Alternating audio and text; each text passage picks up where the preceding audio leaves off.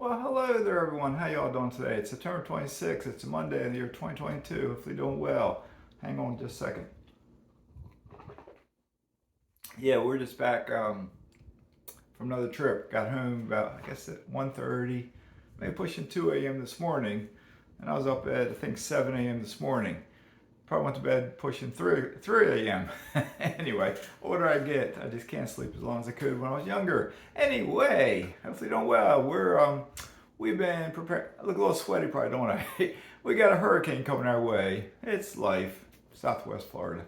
Anyway, only thing I don't want is my, oh man, hang on, is my, has some stuff on me. My brand new tiki hut. Hopefully it doesn't get damaged. Where I'm at, it should not be a direct impact. Okay, what they are saying right now, it's still that, as they call it, that cone of uncertainty. And I'm not a meteorologist, I'm not a financial advisor, CPA, I'm not an attorney, nothing at all. But I'm not a meteorologist. But I've lived long enough to watch weather over, many, many decades. And it's an anniversary or something today of when I was born. So happy anniversary to Mazske Finance for being born. Anyway, let's see. Cone of uncertainty still, it's forming up down there. Getting close to Cuba, so it's going to hit the western part of Cuba. It's a Hurricane Ian, and it could intensify to Hurricane 3, Hurricane 4, which is getting pretty strong, 125. I think it might peak at like 140 mile an hour wind. So it's a strong boy. The Ian is a boy's name, I believe. So it's headed this way towards Florida. What they're saying it's going to do now is come as it forms, and it could change tomorrow. So by tomorrow it might be a different thing. But we're already seeing some of the weather out there now. It's been breezy at times, raining, pouring down, torrential, stop, sun come out, gets dark again, rain. We're going to get one more night sitting down on our tiki hut later this evening, so we can enjoy it before we carry our furniture up, which we'll do after we finish sitting there probably, because by tomorrow morning it might be raining steadily. So, but anyway, what they're saying is that it's going to come towards, maybe, potentially, possibly, hit Tampa. A direct hit on Tampa. Tampa's a big city, 3 million plus people. But it could go farther west and be out in the Gulf of Mexico, farther and hit farther up on the panhandle. It could go farther east and perhaps hit where I'm at if it came farther, more direct where I'm at. If it does proceed towards Tampa, what they're saying in my area is winds 40 to 50 miles per hour. I've seen those winds before here. Rain 5, 6, 7, 8 inches. I've seen that much rain here before. But what they're also saying is, what I haven't really seen before, is the storm surge. They're saying the hurricane might stall around the Tampa area for a bit, churning, and it's going to push the water up to where I am. My water in my backyard does lead out to a river, which leads out to the Gulf of Mexico. So the unknown to me is, how much will the water back up into my canal? How high will it go? But they're saying a potential coastal flooding, potential storm surge, 4 to 7 feet. If it, say worst case scenario, wants 7 feet, and 7 feet came all the way back to where my backyard is, it'd be kind of cool. As long as it stayed at 7 feet and didn't go to 8 feet. Because 7 feet, it wouldn't be up to my, it might come up to the back of my pool. Back of my pool cage, I got like concrete, it's a concrete block, so it's 2 or 3 block high. It might come up to that. I don't think it would come up to my house. My floor here is 8 feet above sea level. That canal right now, depends on its high tide or low tide, is below the seawall, so it would have to come up. If it came up 7 feet, it wouldn't make it into my house at all, I don't think. Hopefully not. Maybe I'll keep my kayak inflated in case I need to float out of here. Just kidding. Anyway, back from another trip. This is my 5th trip since March. Completely, more or less, I won't say completely, more or less free. How am I doing this? If you're a real estate investor, Millennial Mike, Darius, and you are not, Will, my sons, and if you're not doing this, in my humble opinion, I'm saying this kindly, you're being foolish. You should be using credit cards to rack up points because it's not difficult. It doesn't hurt your credit score. It might ping your credit score just a bit, but if you're not getting mortgages now because of interest rates being so high, who cares? As soon as you pay your bill and keep paying mortgages, your score, my score, this is what happened to me. I'm not telling you what to do, what happened to me. My score has kept going higher, higher, higher, higher, higher. My wife also. We take turns getting credit cards in my name and in her name. My credit score now goes up to like 810. When it takes a hit, it might drop down to 795, and then maybe it goes up to 812.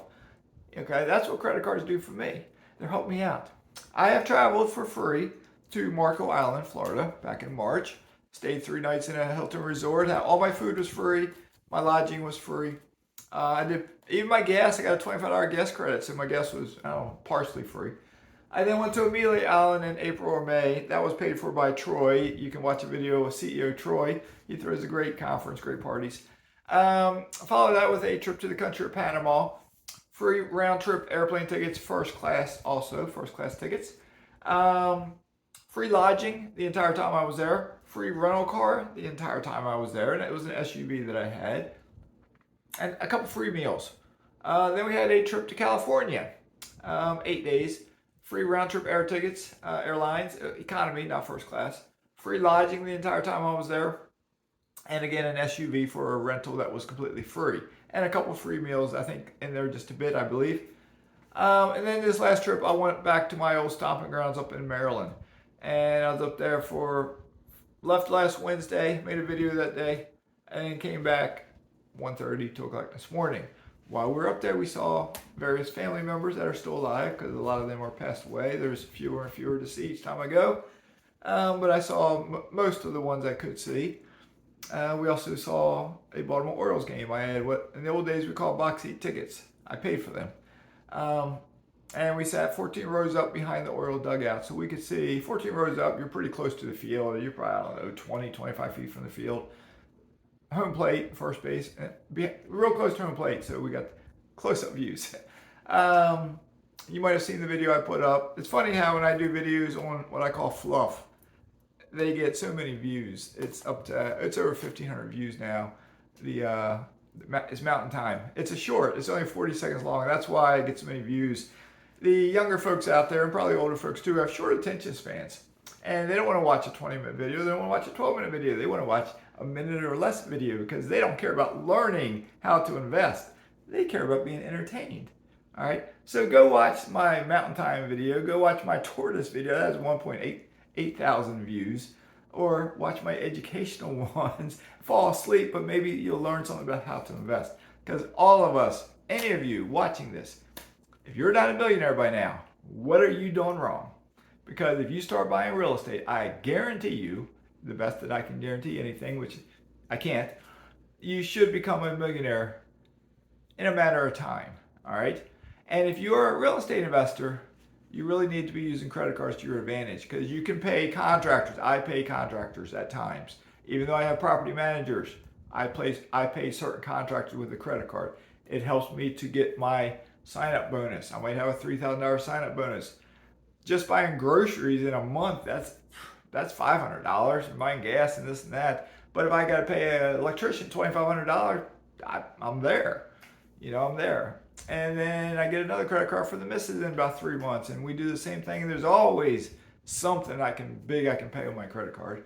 And if you're a real estate investor, I guarantee you, as a real estate investor, you should have. If you don't have any expenses, lucky you. But most real estate investors have expenses. If they self-manage, they should really hit Millennial Mike. You always join in units. You got to have some expense coming up. Do you cut the grass? Do you put gas in your lawnmower? Do you buy a lawnmower? Et cetera, et cetera, et cetera. So if you get these credit card points, get a sign-up bonus, you might get 60,000, 80,000, 100,000 points. Let's say you're busy, you work, you don't want to take a vacation. So what? You keep the points. And you get another credit card and you do the same thing and you keep the points. And next thing you know, you're like mazske. I didn't travel per se during the pandemic, and then I ended up moving down here where the missus was up there, so we really weren't taking vacations. And finally this year I said a couple things. One, I said, I got a bucket load of points. I need to use some of these because what if something happens and the credit card company takes them back or something? I want to use them. Two, I'm not a spring chicken anymore. I don't know how my health is going to be a year from now. Maybe I won't be able to travel like I can now. So let me take advantage of it while I can because we can't predict the future. So I've now taken 5 trips out of 6 planned for the year. I am taking one more trip in another month or so up to the Windy City, Chicago, Northwest Indiana, Gary, Indiana, Lake Station, or Maryville, just around that general area. I will combine business with pleasure. I will see the sites. I will, if I got a rental house that's open and available, maybe I'll go inside it. You know, maybe I haven't told my property manager yet I'm coming, so maybe they'll watch this and figure it out or hear it. And maybe I'll ask them, maybe one of my rehab houses, a tenant moved in, maybe they don't mind if someone walks in there who is not the owner. I'm not the owner, so I am something else. And I could maybe walk in. Maybe if I can, I can. I'm not worried about it. It's an investment. I'm not living in those houses. I've seen pictures. I know they're renovated. I know the rent I'm getting. I don't need to walk in them in person. I've satisfied that itch before with my local properties in Virginia. I walked inside. I don't need to keep walking inside my properties. But if one's available, I'll walk in there because I like looking at houses. So anyway, back to the hurricane prep. This house I live in has shutters on every single window. They're mounted on there. They're accordion style. So I've been out there closing them with the missus. We're closing them. We have electric shutters on the front and the back. They're big boys. They're big boys.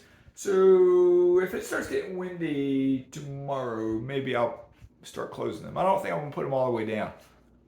I want to be able to peek out. We'll probably sit down on the dock one last time here in a bit because it's not raining right now. Hopefully I'll hold off for a couple hours. And then we'll carry the Adirondack chairs up. They're foldable, so we can fold them up and carry them up, put them indoors somewhere. Our pool deck furniture, we've moved over to the lanai where it's protected by the walls, and we put down that, I don't know if I'll put that shut. I'll put it halfway down maybe.